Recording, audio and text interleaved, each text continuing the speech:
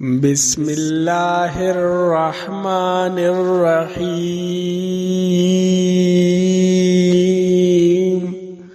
سبح اسم ربك الأعلى الذي خلق فسوى والذي قدر فهدى والذي أخرج المرعى فجعله غثاء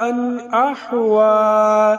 سنقرئك فلا تنسى إلا ما شاء الله إنه يعلم الجهر وما يخفى ونيسرك لليسرى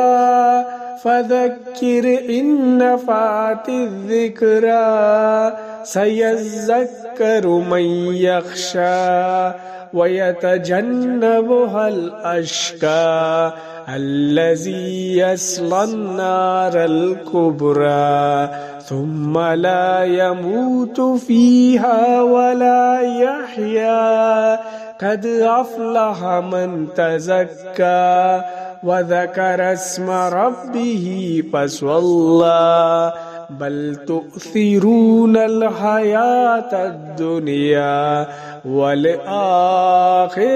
خير وأبقى إن هذا لفي الصحف الأولى صحف إبراهيم وموسى.